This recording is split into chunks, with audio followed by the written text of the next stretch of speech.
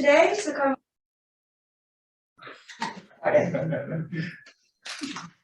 we joined the last lunch meeting of this academic year, and today we're very happy to have our special guest on the screen, and of course we're very happy to have you here or watch along together. So first of all, we will welcome our Vice President Director, Dr. Pandya, to introduce our speaker.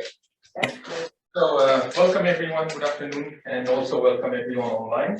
So we are very pleased to have Jean-Philippe Bouchaud today as our speaker, and his affiliations are here, Capital Fund Management, and he also is a professor at École Supérieure in Paris, and also a member of the French Academy of Sciences.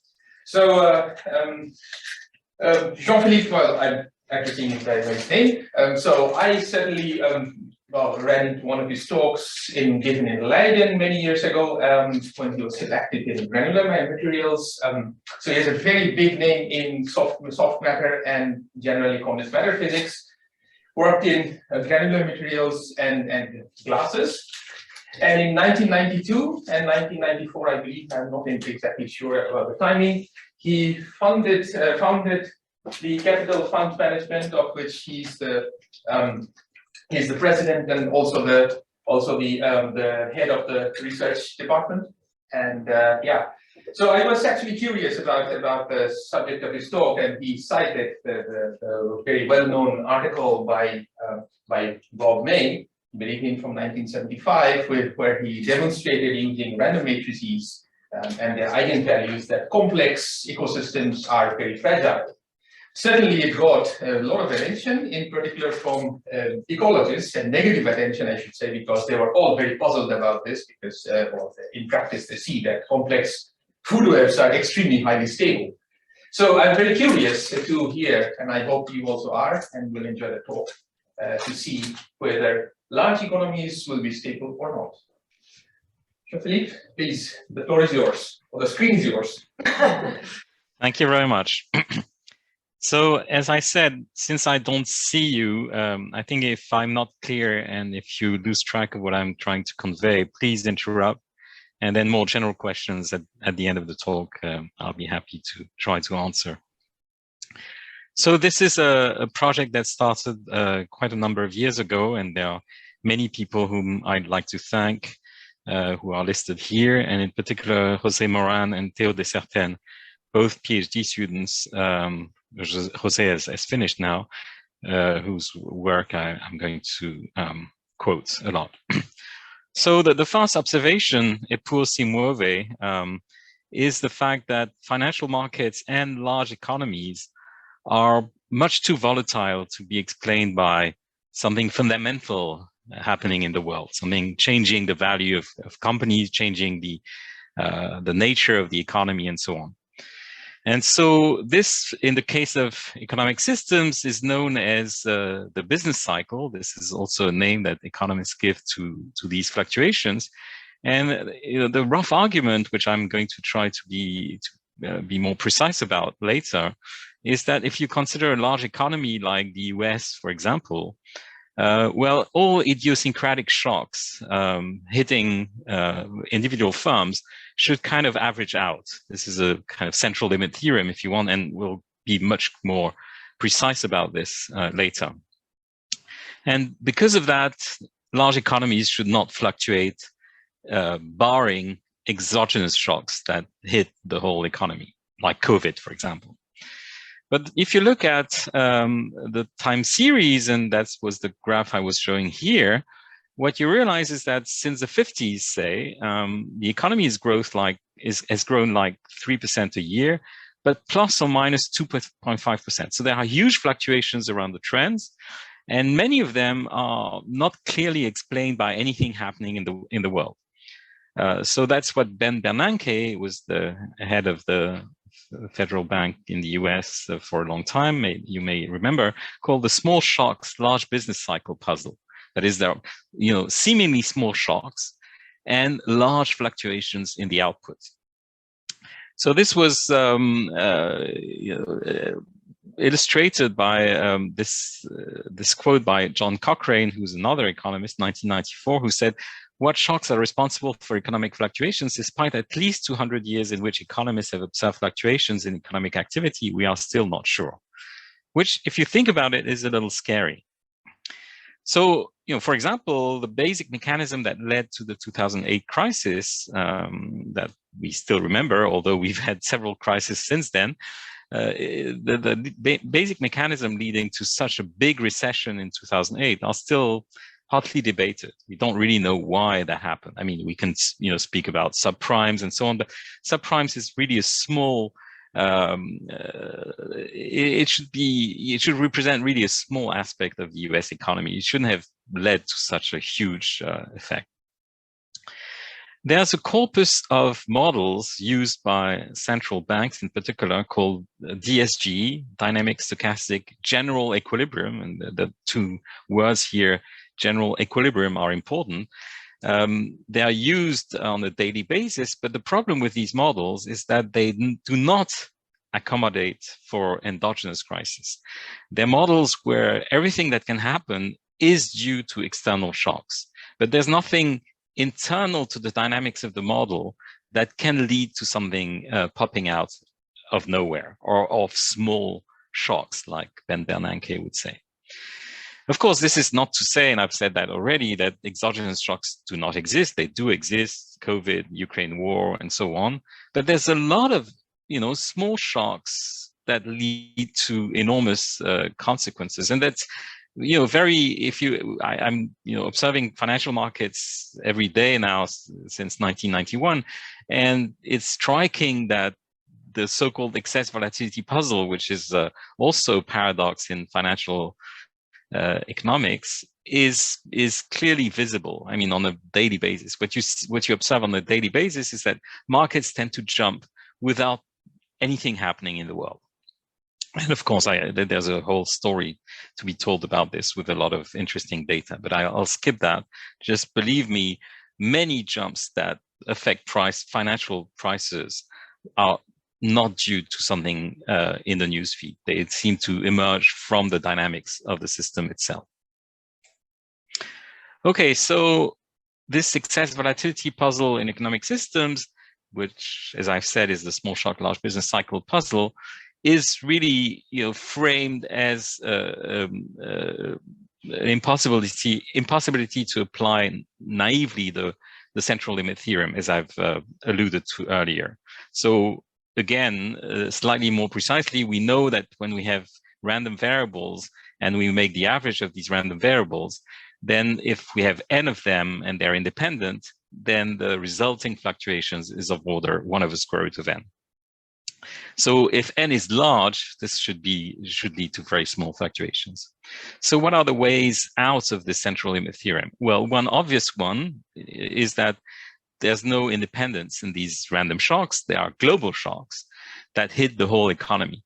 The problem is, as I said, some are known, but some, we don't know what they are. So we can, and some economists do invoke the existence of unknown shocks of hidden origin that we cannot observe, but that somehow the system, smart investors, for example, smart participants to the economy know how to decipher, and this leads to fluctuations. But explaining a phenomenon using another phenomenon that's unobservable has always struck me as non-scientific. At least maybe it violates my physics background.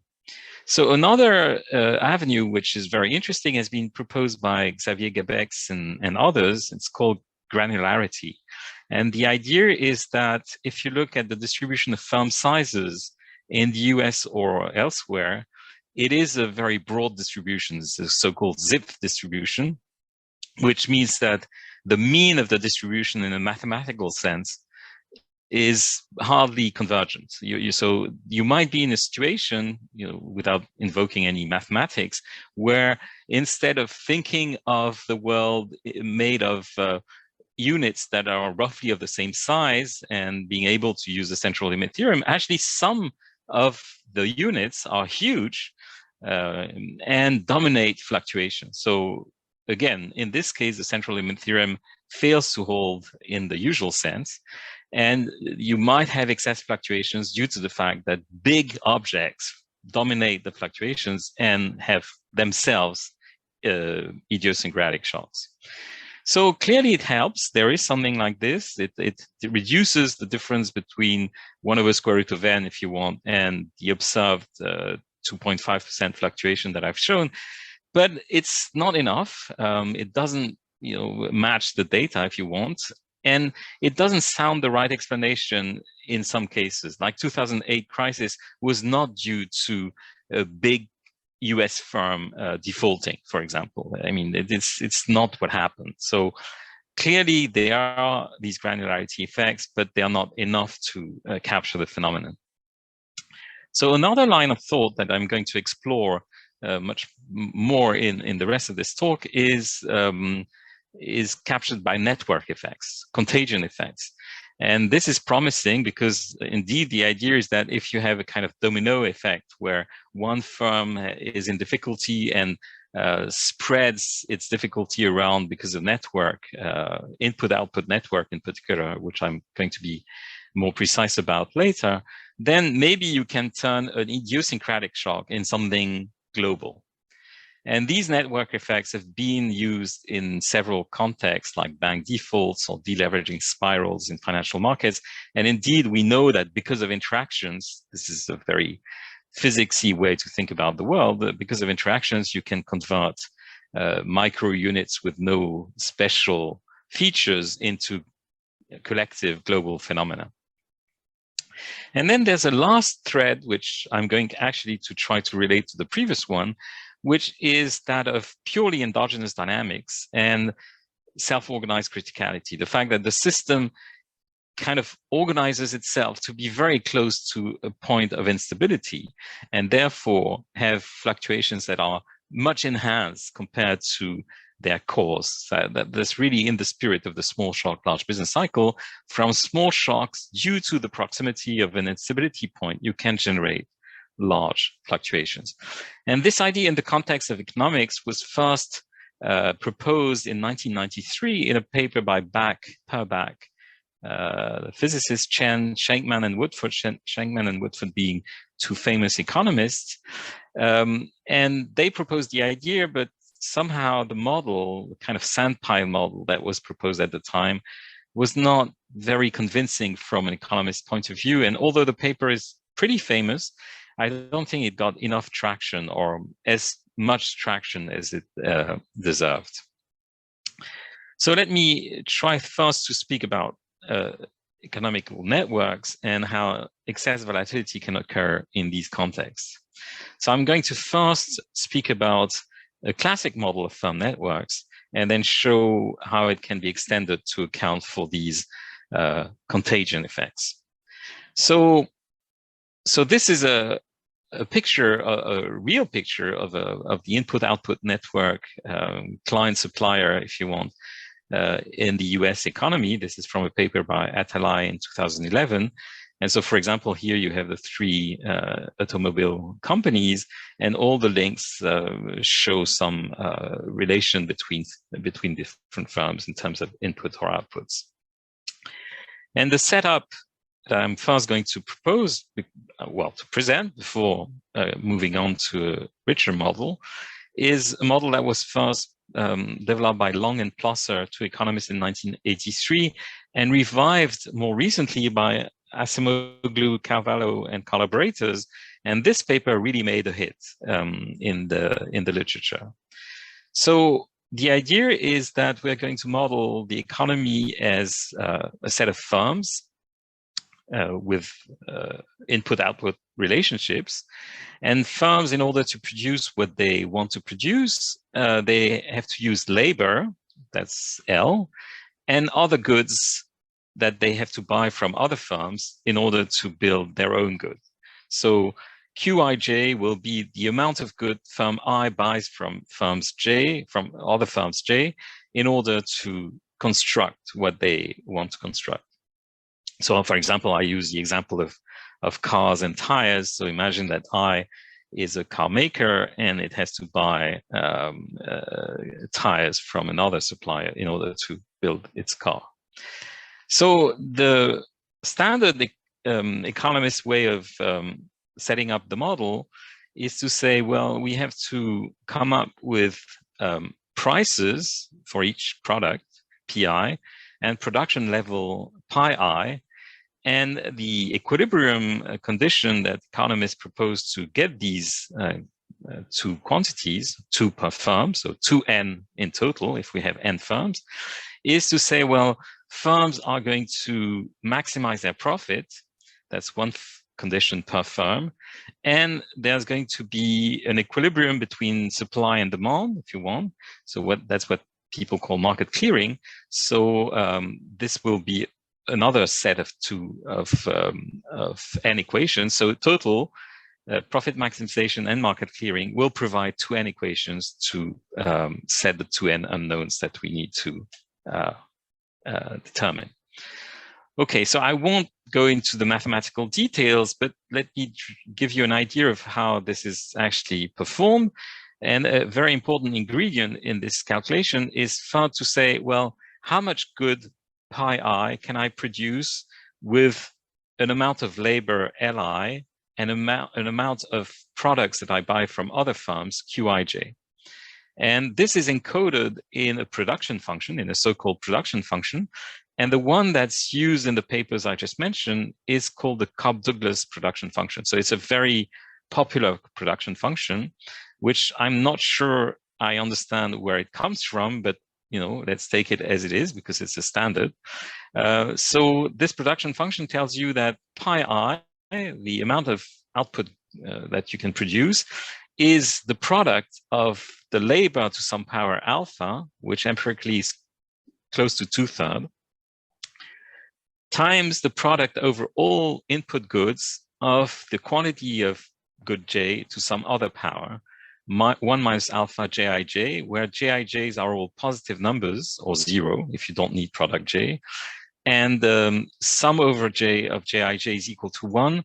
This is to ensure that this production function is invariant upon dilation, if you want. That is, it's called constant return to scale. So when you multiply the labor by a factor 2 and all input products by the same factor 2, then production is multiplied by a factor 2, which you can argue is reasonable, although you can also have non-constant return to scale if you wish.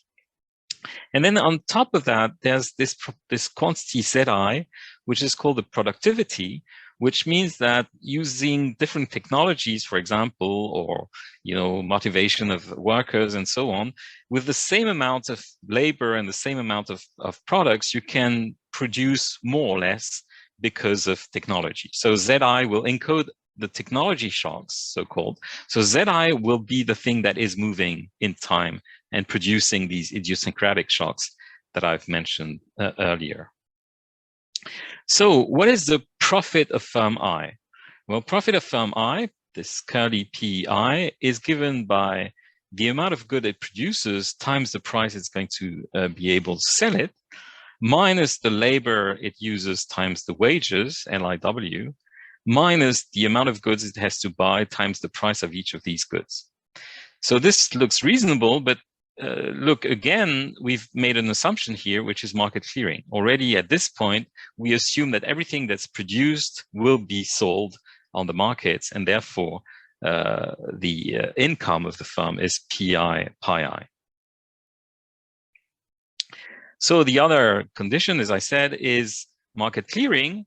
And market clearing tells you that the consumption of households, which is CI, plus the amount of good bought by other firms J to firm I in order to construct their own product must be equal to the production of firm I. So turning the crank, what you get at the end in this setting is an equation for the sales of firm I, which is a linear equation. K is a matrix, K is identity matrix minus 1 minus alpha, the transpose of this J matrix that I've introduced here, that enters the production function. And so essentially the one equation setting the sales of the firms is a linear equation. with the the right-hand side here, which represents the preferences of households. So theta encodes how much households like, if you want, a good eye. Again, I'm sweeping a lot of details under the rug, but if you look at this equation, you realize that for any network, that is for any choice of Jij, for any productivity Zi's, what you get is always a positive solution to this equation. I won't go into the argument. There's a kind of random walk argument that shows that the sales here can be interpreted as a kind of centrality, node centrality of the network, and that ensures that all S's are positive, as they should be. I mean, production is a positive quantity, prices are positive quantities, and the solution of this equation leads to positive solution. And the second set of equations also leads to well-defined solutions. So in this economy, there's always what I'm going to call a feasible equilibrium. That is an equilibrium such that all prices and all productions are positive. So, nothing strange happens. So how do you proceed to get the fluctuations of the whole economy, the fluctuations of the output? Well, what you assume is that there are productivity shocks. So Zi, this productivity factor that I defined, is going to evolve over time. This is the source of shocks. But what you assume is that each time there's a shock, the economy as a whole immediately gets back to equilibrium. So what you observe is that Zi may vary, but somehow the economy is slaved by these equilibrium conditions to the equations that I've given above. And so you're going to see the dynamics of prices and productions that are completely slaved to the shocks of productivity. And the final, so that's why I said there's no real dynamics in this system. Or if you want, and that's another interpretation that as a physicist we might think about, is that we're in a kind of adiabatic limit where the speed at which you go back to equilibrium is much faster than the speed at which the external conditions change. And this is really what we call adiabatic in physics. So there's no real dynamics, and I'll get back to that later. So what you get in the end is that the variance of the output, what measures the fluctuations, is given by a simple formula. It's given by the sum over I of the sales squared divided by n squared, and mu is just a parameter that doesn't need to be defined at this point. So let's look at the dependence of this object on n. So if you're naive and think that SIs are well distributed variables, then the sum over I of SI squared should scale like n. There are n terms in the sum. So if SIs are random variables with such that SI squared has a well-defined mean, then this scales like n. And so you have n on the denominator, n squared on, sorry, n on the numerator, n squared on the denominator. So the whole thing is 1 over n. And what we get is the central limit theorem. The variance is 1 over n, so the root mean square is 1 over square root of n. And the only way out is when this sum here is not of order n, but scales with a higher power. And the way to get that is essentially getting back to Gabek's granularity hypothesis. So the SI squared must be broadly distributed in order to get this variance scaling differently from 1 over square root of n. So I won't get into more of the discussion of why this doesn't really work. There seems to be a missing ingredient, as I said.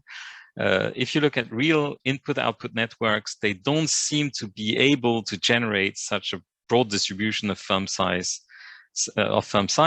So, the model as it is interesting. It sets the stage, but there's an ingredient missing, and the ingredient missing, I'm going to argue, is that there's no genuine cascade instabilities, this domino effect that I mentioned, and that seems intuitively to be related to what we're looking after. So let me move to a slight variation of this model, which indeed leads to genuine instabilities. And this is in this paper, May's instability in large economies. So essentially, it's a redux of the same model.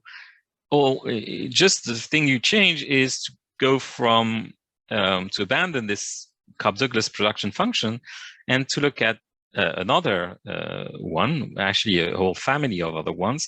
And the simplest one of this family is called the Leontief production function. And I think it's much more intuitive, at least, what it means.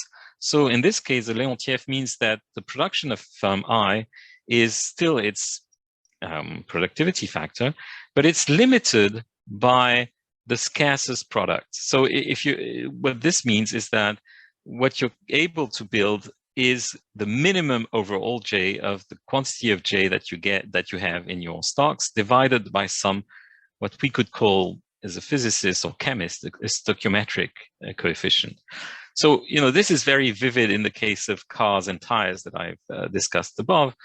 If you think that you need 4 tires to build a car, well, you know, if you only have 3, you won't be able to build a single car. So that's essentially what it means. Even if you have all the rest of the material, if you're windscreens and an engine and so on, but you're lacking a single tire, then you cannot construct your car. So the equilibrium condition in this case, you know, again, is very simple. If you think about it, it tells you that you should buy an amount of product J that is proportional to Jij with an I-dependent factor, gamma I. And this just means that all these ratios here, Qij over Jij, they're equal for all J for a given I. And what that means is that the firm, in order to minimize its costs, should get as much products as it needs of all kinds, not more, because any excess won't be able to be converted into the final product. So this, profit maximization condition in this case is very simple. And what this Leontief production means is that it emphasizes the criticality of some inputs that are non-substitutable, whereas the Cobb-Douglas assumes substantial substitutability. If you lack one product, you can always substitute it with another one and it will work. Whereas Leontief means no, you really need a minimum amount of all your inputs to build anything. So actually, there's a family of production function that's considered in the literature, which is called constant elasticity of substitution. And it's parameterized by a number Q, and it reads like this. So don't worry too much about the precise definition. The only thing that you need to understand is that this family parameterized by Q has 2 limits. So if you do the maths and you take Q go to 0, you find Leontief. And if you take Q to infinity, you find Cobb-Douglas. So on one side, you have this extremely non-substitutable limit, Leontief, and on the other side, Q goes to infinity, you get the Cobb-Douglas limit. And what I'm going to show in a few slides now is that the instabilities I'm talking about are going to exist for any finite Q. So Leontief is just an extreme limit, but it's really the Cobb-Douglas that's special in this model. The Cobb-Douglas has a very non-generic property of always leading to feasible equilibria and no instabilities. Whereas as soon as you add a little bit of non-substitutability in the model, then you get these problems that I'm going to talk about. I mean, these interesting problems. Okay, so if we focus on the Leontief limit, just to make things simple and to get some inspiration, the equilibrium equations that you get from zero profits and market clearing are again linear equations. So they're a matrix applied on the vector of prices P equals some positive vectors Vi, and the transpose of the same matrix applied on the gammas. If you remember, the gamma relates the Q's and the J's, equal to another positive vector Ci. But when you solve these equations now, it's not a given that they are going to lead to all positive prices and all positive productions. And so these are only the solution to your problem if it provides you with a positive vector of prices and positive vector of productions. And at this stage, if you stare at these equations, what's interesting and leads to this analogy with ecology that was mentioned in the presentation is that they're very similar. Actually, they're mathematically identical to the equilibrium equations for the so-called generalized Lotka-Volterra model. So Lotka-Volterra, I'm sure everybody has heard about Lotka-Volterra in the case of two species, the proverbial rabbits and foxes. And so when there are more rabbits, foxes are happy, but they eat rabbits and so on, and you generate these cycles. So you can generalize these Lotka-Volterra equations to much richer, much more complex ecologies.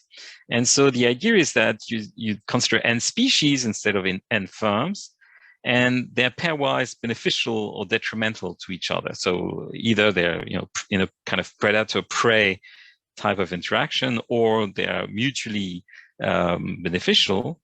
And so the equation determining the evolution of population pi is dpi equals pi, so it's proportional growth if you want.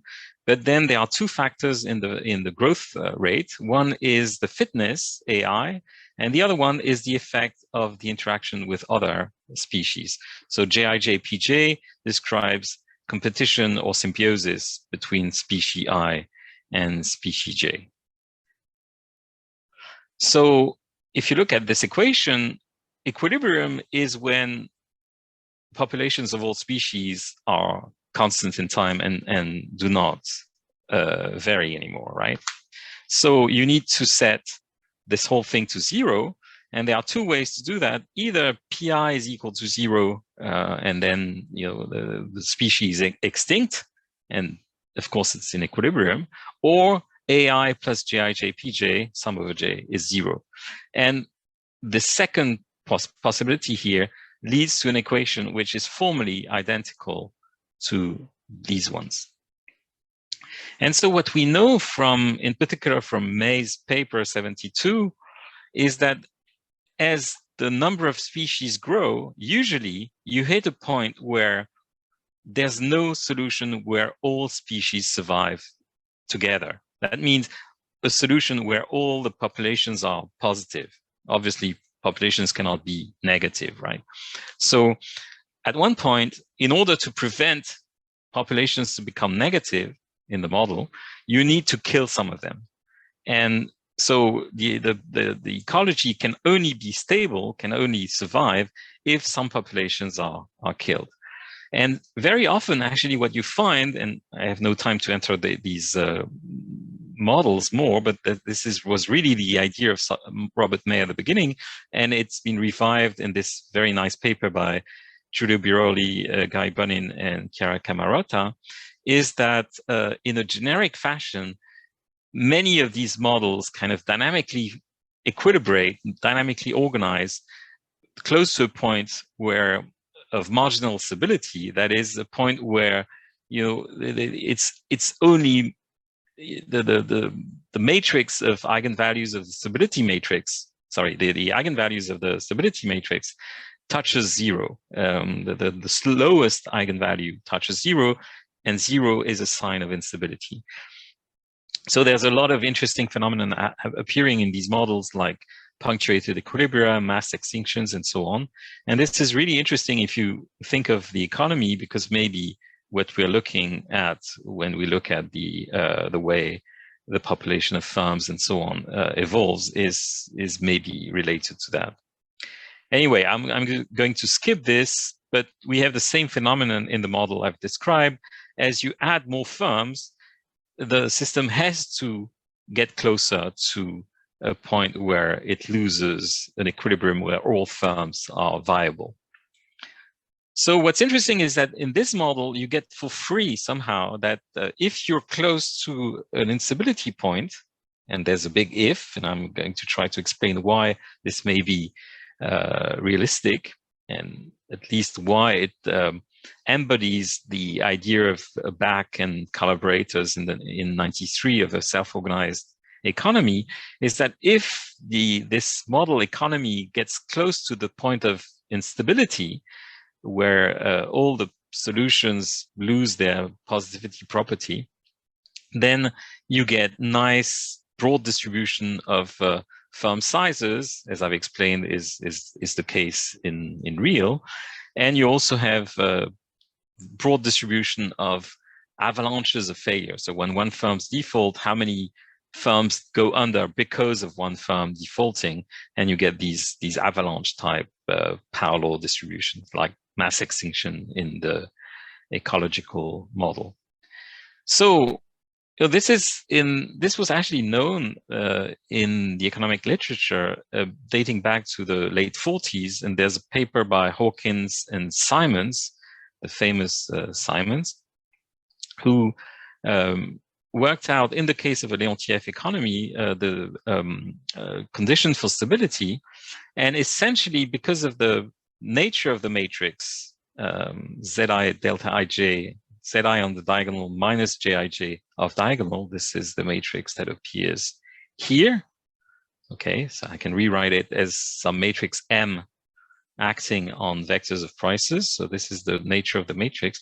Well, it turns out that the condition for which applied on the, if you invert this matrix, apply it on a vector of positive entries and impose that all the entries of the resulting vector are still positive, then we know that in the case of these matrices, this is equivalent to the fact that the smallest eigenvalue of the matrix is positive. When it touches 0, then you start getting problem.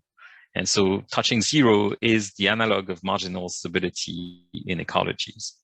So why would we be in a situation where the economy is such that the smallest eigenvalue of this matrix is close to 0? It's by the way, it's by no means obvious that the condition on eigenvalues is sufficient to ensure the positivity of the solution of the matrix equation, but it turns out that these matrices are called M matrices.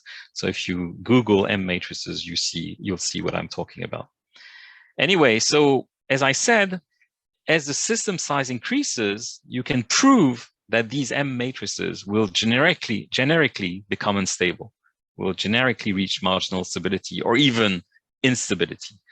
So this is very, very similar to May's instability argument. But you can also show that as firms try to look for more profit, so instead of just looking for balancing their costs, they try to squeeze out more than they should. So they depart from equilibrium and impose markups to their price. Then as you increase the markups, you again will destabilize the economy. As the connectivity of the economy increases, so if you want to think about this as a complexification of the production process, then the matrix, this input-output network will become denser and denser, that will be more connected, and you will again be driven to instability. And finally, as I've said, this is related to the Leontief production function, but for all the family of the CES family that I described, except Cobb-Douglas, you have the same instability lurking around. So if you think of Q, this parameter Q, that maybe I should refresh your memory, this Q here, I've said is infinite for Cobb-Douglas and reduces and becomes 0 for Leontief. So Q, if you want, is a kind of measure of substitutability. So as Q is decreased, you will again lead to instability. So you can think of lean supply chain, companies trying not to have redundancy and keep partnerships with a limited amount of suppliers. Then if the substitutability decreases, and we've seen that recently with COVID, for example, we see that some of our suppliers are in China or in Asia, and when something goes haywire there, we have problems in Europe. Then this is the idea.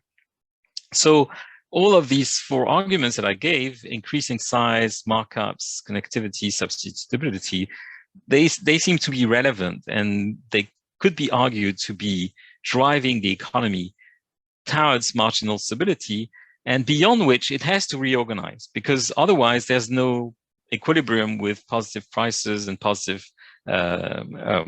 productivity. So, something must happen. For example, some firms must disappear, or maybe the network has to rewire, and so on. So all this is quite interesting, but if you noticed, I've stuck to the standard economic procedure, which is to look for an equilibrium. So again, I'm in a situation where nothing moves if productivities ZIs are fixed, and the only dynamics is a dynamics jumping from one equilibrium to another. So this is clearly insufficient. At least, I mean, intuitively, it should be at least better. Why this kind of idiomatic assumption is should be trusted, should be at least justified. And this is going to the last part of my talk. So let me see if I still have 10 minutes. I will give you a hint of the next part. And if you want to know more, there's a paper that just appeared in an economic journal called Journal of Economic Dynamics and Control. So, as I said, postulating that the economy is in a succession of equilibrium states can only be justified if the time to equilibrate is fast enough. And so it's a very natural question in the end. How do imbalances like supply not equal to demand, like we are in that situation right now, we have inflation because supply doesn't, we are in a undersupply situation. So how long does it take to wash away, and how fast do we recover equilibrium? So we really need at this stage some true dynamics. And so the way to do dynamics, well, it's not clear how to do that completely consistently, but as physicists, the approach is to assume some kind of phenomenological rules for the dynamics. So a simple one, a very naive one, would be to say that the restoring forces are proportional to relative imbalances. What are the imbalances in the model? Well, we've seen that profits or losses, they have an equilibrium value, which in the model I've described is actually zero. So firms in all the models I've described, firms have zero profit as an equilibrium condition. So any excess profit will disappear dynamically because of competition, for example, and any excess production will disappear because of adaptation of supply to demand. So if we assume that all these imbalances, U is the vector of deviations of prices and productions from equilibrium, so it's a 2n vector. If we assume that they're that all the forces behind the model are linear, then we get an equation that's very simple, which is a linear equation. The evolution of U as a function of time is given by a matrix D applied on this vector of deviations plus some shocks, some noise terms. And this vector, this matrix D, you can actually relate it to the production matrix. It's not the production matrix, it's slightly different, but it inherits, interestingly, the sum of the properties of the production matrix M. And in particular, and that's the most interesting point, I think, is that as marginality is reached, you remember, that's what I said about the Hawking-Simons condition. The Hawking-Simons condition is on the production matrix M. Well, when the smallest eigenvalue of this production matrix touches zero, then the smallest negative eigenvalue of D goes to zero as well. What does it mean? It means that if the eigenvectors of the eigenvalues of D are all negative, then the fluctuations regress with time. You have less and less fluctuation, you reach equilibrium in a nutshell. But if the eigenvalues of D are not all negative, then you might not reach equilibrium. And so when the largest eigenvalue, or the smallest in absolute value, eigenvalue of D goes to zero, it means that you cannot converge to equilibrium anymore, or at least that it takes you an infinite amount of time to converge. And if the eigenvalue of D becomes positive, then you're thrown away from equilibrium. So what you get is that close to the transition, if we assume that the economies are close to the transition, then we also know that the time to equilibrium becomes large and invalidates the adiabatic sequence of equilibrium assumption. So what it means is that you're actually unable in that case to use economic equilibrium as a guide to what's going to happen. The volatility of the economy is not going to be driven by shocks only. They are going to be driven by the internal dynamics of the system that fails to reach equilibrium. And this leads to a very interesting scenario where the volatility of output is amplified by a large factor compared to the volatility of the external shocks. So, being close to this instability point, at least within these models, is a generic solution to the small shocks, large business cycle puzzle.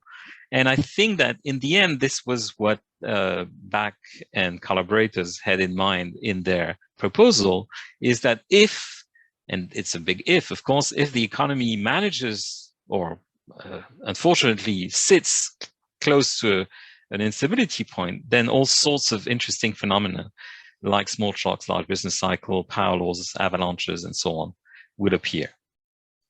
So it's not exactly the end of the story, and we realized that more recently that actually this naive linear model that I've postulated here throws away a lot of incontrovertible constraints. If you dig down in what the model is doing, then you have situations where consumption is larger than production, things are consumed before they are produced. I mean, in the microstructure of the model, there are things that are completely wrong. So you need, and I won't have time to go into the details, but you need to construct dynamics that, at least at the micro level, satisfies, as I said, incontrovertible constraints. So I don't have time to go into that, but essentially what it leads to is a much richer phase diagram. So let me show you the phase diagram, and let me show you why the situation is slightly more complicated than the one I was hoping at the beginning, or maybe more interesting. So there are parameters in the model. The x-axis is the strength of the restoring force that I alluded to earlier, and the y-axis is the speed at which products perish in the economy. So, durable products are here down close to the x-axis, and products that vanish nearly immediately, they're up there, that rot immediately, if you want. So what you find in this phase diagram is a whole region here, the blue region, where the economy is a little bit like economists think about it. That is, there's a relatively fast decay of fluctuations. So here what you see is a shock, and then the shock relaxes to equilibrium pretty quickly.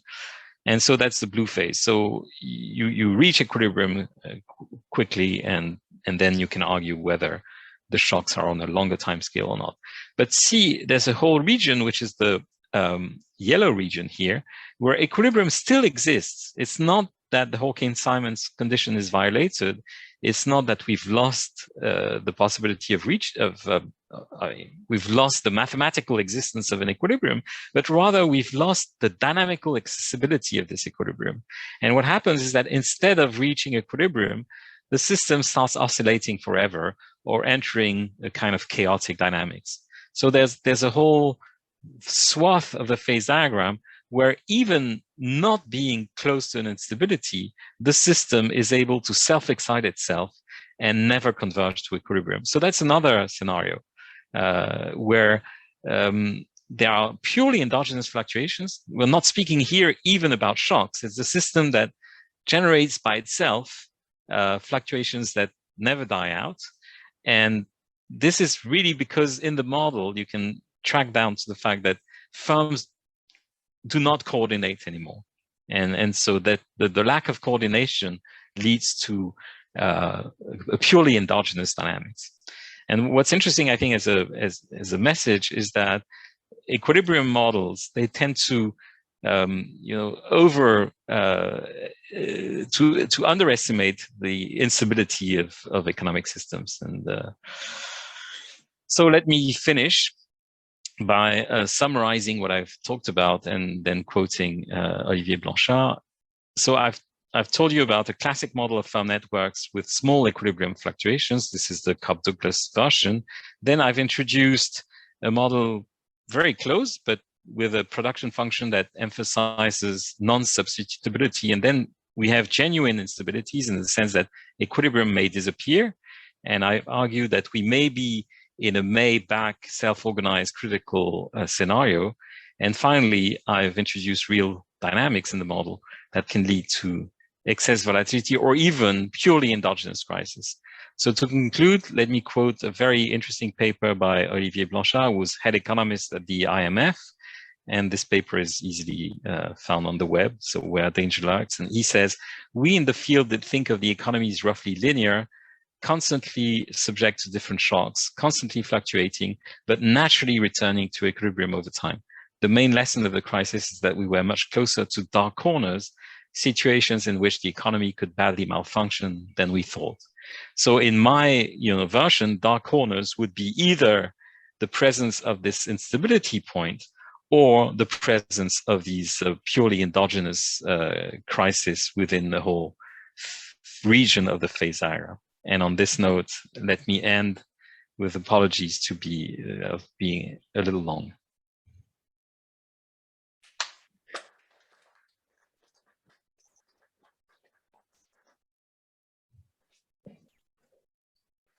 Well, thank you for such an interesting talk. I'm sure there are a lot of questions. I'm not sure if there's a particular order from the audience or the audience online. Let me first, do you know if, do you give any order? Oh, let's start with the questions in the room. Yeah. Hi, I'm Ami Vogtlander. It was a very nice talk. Thank you for that. I've heard Jeffrey West and also other people in complexity talk about the fact that instability and volatility are also necessary ingredients to ensure diversity in a network, to ensure that it can actually evolve and grow. I was just curious what your take on that is, the necessity of volatility and instability for growth. Well, I don't know, because in this model, and I think that's what, thank you for the question first, because I think it's a very deep question, and it is something that we want to try to work on at a later stage, is that all these equilibrium models, the standard equilibrium models of economics, they tend to completely remove growth. I mean, innovation and growth are just not there. So I'm sure that there is a whole area of progress to be made by trying to include real growth in these models. So I'm not sure at what point the analogy with ecological systems and the way diversity is induced by volatility and fluctuations, which is what you suggest, translates directly here. I would say that creative destruction is clearly what economists have in mind, more than fluctuation-related kind of random emergence of stuff, although the two might not be that different. I don't know. I think it's a very interesting question, but I don't have lots to say at this point. Let's see. Any other questions from the audience?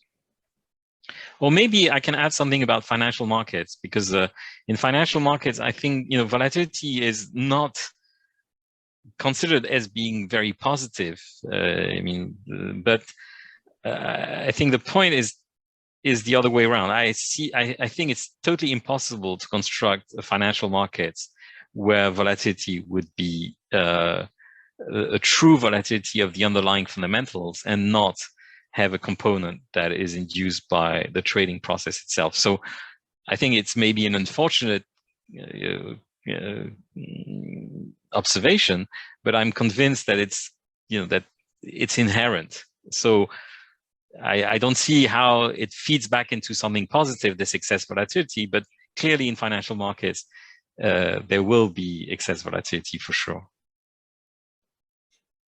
I see that there is another question from the audience. Well, to kind of latch on to that, I think there's a large class of traders that actually trade on volatility, right? I mean, if you look at derivatives, then you are more interested in volatility than the outright price. Well, okay. I mean, it depends what you mean. I mean, some strategies do better in volatile conditions, but first of all, they're more risky, and second, there's no free lunch. So if you if you have a smart strategy that works in volatile environments, that's great, good for you. But it's certainly not something easy. If you speak about option prices and option markets, option prices try to price volatility, and you can make bets on volatility. But again, it's not obvious that you have better information than the market itself about the future realization of volatility. So I don't think there's a one-to-one correspondence between being in a more volatile environment and making more money. No, I'm just wondering what that actually means for the fundamentals of the model, because the underlying assumption now of these models is that people are trying to trade. I don't know what the fundamentals actually are, but they are certainly not that people are interested in making bets on the volatility of an asset rather than on the price of an asset. Yeah, that's the option market. Sure, but it's not. But why? How do you guess that? How would you guess better than the market itself how the volatility is going to behave in the next 20 days? Say, it's as hard to predict volatility than to predict prices. Sure, I agree. Now, if you're a market maker, now if I think volatility is actually better if you're a middleman. In these cases, I think that it's indeed easier to make money in these situations, but it's also more risky. All right, let me see. Are there questions from the? I see there's one on the chat. If you want to ask from the online audience, if you want to ask a question, we ask you for friendliness reasons to please make yourself visible. Carolina. I see that Carolina Watson has a question. There she is. Yeah. Carolina, I have questions. And yeah, you can just unmute yourself. You can just ask the question. Aha, okay. Oh, geez.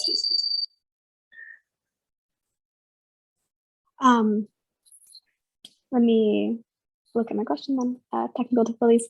So I'll take a look at the code, but I was wondering if you could clarify something quickly. What is the production network over which this model that you've been describing is running, in particular to generate this phase diagram that you're showing us? So you can indeed get the code here. Let me remove that. Do you see it? Oh, how does it work? Well, okay. I can send the slides as well, but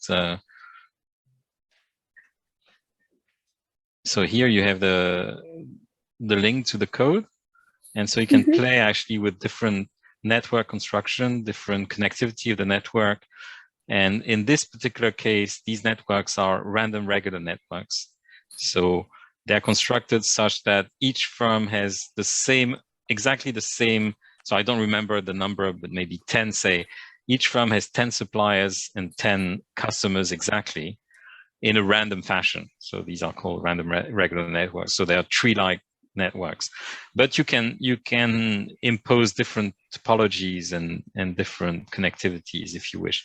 But what we expect from cursory investigation of these networks is that although the boundaries of the phase diagram are going to be sensitive to the network and to parameters that I've swept under the rug, the general shape of this phase diagram, with a huge region with an equilibrium that's reached over time and a huge region where equilibrium is not reached over time. This is very generic. I've not cherry pick this picture. Right. No, yeah, I was just very curious. Thank you. All right, so I actually have a question myself. So one of the reasons why is often mentioned in the ecology context that May's theorem doesn't hold is that ecological networks tend to be very nested, and the other reason often cited is that ecological species, they are adaptive, and so I am actually wondering to what extent you consider these aspects to have an influence, I mean, a strong influence on the results that you've shown.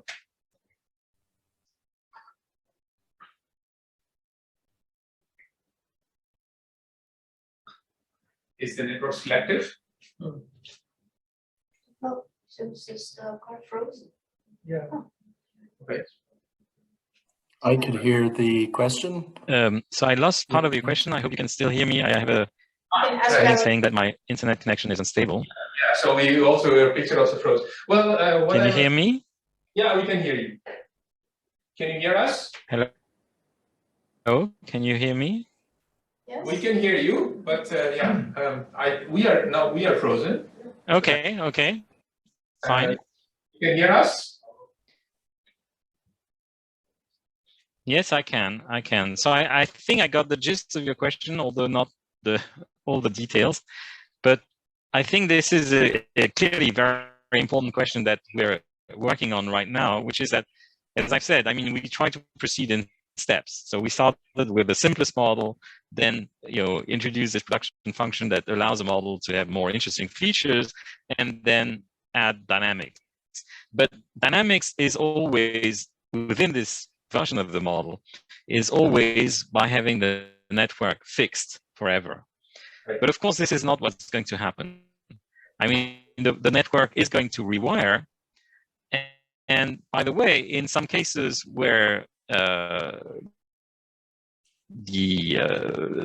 Hawkins-Simons or the instability point is hit, then some firms will have to default. And so adding in the model a network dynamics on top of the dynamics on that network, if this makes sense, is something that's absolutely crucial. And it's related to what you're saying, because we expect that firms will rewire in a way that makes their profits higher, for example. So in this case, we've fixed forever the supply and demand structure of the network. As I've said, it's a fixed random regular network in this case. But of course, in reality, firms might choose to switch suppliers. And so you'll have a co-evolution of the network and the economy. And my gut feeling is that you will be still having phases like this where the system is never able to converge. But maybe there's some richer type of self-organization that appears that is clearly beyond the reach of this model and clearly at play in ecological situations as well. So, kind of evolution selection will play a role in economics as well, and does play a role. Yeah, another question. I mean, you answered the second part, the adaptive part of the question. But another thing that ecologists often criticize Bob May's article is that the ecological networks are not random. They tend to be very nested. So how would that affect these results or not? Sure. No, again, I mean, we haven't explored all the possible networks that can be imagined. But I think it's totally related to the previous answer. That is, what is important is to see how the co-evolution of the network and of the dynamics will play out. But, we've also actually, introduced networks that are resembling much more. There's empirical data on networks. So, for example, the topology of this network we've used. Unfortunately, data is not complete. So we don't have, for example, the strength of these links. So, but the topology, we've done some calculations using exactly the topology of the network that is observed in reality. So for example, this would be the spectrum of the matrix M that we can study, and therefore there's a lot of qualitative phenomenon that we can ascertain to be true also for the topology of real networks. But of course, it doesn't completely answer your question. Can I have a follow-up question? Anyway, at this point, yes, just let me again emphasize what we're trying to do here. We're clearly not trying to fit the economy and try to be predictive in a precise sense. We're trying to speak about general scenarios. How should we think about these fluctuations that I've talked about since the beginning of the talk, and trying to make a case for this general idea that economies are maybe generically fragile, and therefore we need to move away from the standard economic equilibrium way of thinking about the world. So it's more, if you want, a kind of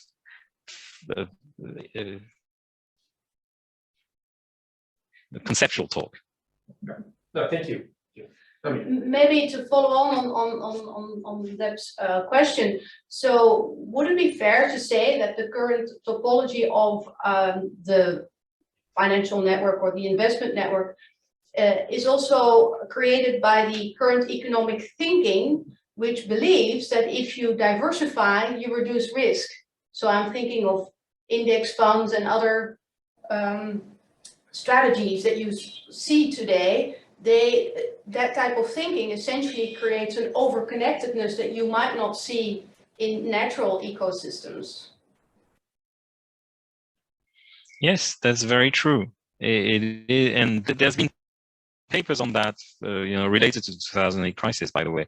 These are, so there are papers on what's called overlapping portfolios. And so it's exactly what you say. So you can show that if investors have overlapping portfolios, then there's a high risk of deleveraging spirals, in the sense that one fund deleveraging will impact prices and impact the valuation, the mark-to-market valuation of another overlapping portfolio, and lead to a possible deleveraging of the second one, and so on and so forth. So you have avalanches in overlapping portfolio situations as well. And I think it's very related on a broad level. Diversification also has a Of course, the same thing, the same mechanism was probably at the start of the 2008 crisis in the context of the banking system, with overlapping loans and contagion along the network of the banking system. So there are papers on that as well. Yeah, diversification also has a cost, and actually in evolution, this is even a specific term for it called evolvability. So the proneness or the fitness of a species to be able to evolve in a certain situation. And I guess my gut feeling is the firms tend to avoid this evolvability situation or diversification, and that might actually lead them to this critical transition kind of the eigenvalue going towards zero in a co-evolving way. But that's a hypothesis clearly. Yeah, well, that's what that's what I was hypothesizing here, is that redundancy, maintaining a lot of suppliers that supply more or less the same thing in case that one of them defaults is very expensive. So I think that what we've seen clearly in the recent years is the fact that supply chains have become leaner and also more complex. I mean, if you think of the number of items that's needed to construct an iPhone, it's bewildering. So clearly you have at the same time a connectivity that increases, but a substitutability that decreases. And both of these things, as I try to argue here, lead to a closer, to being closer to instability. All right, so if there are no more pressing questions, let's thank Jean-Philippe once more. And thank you for such an interesting and engaging talk. Thank you for listening, and it was a pleasure. Goodbye. See you. See you.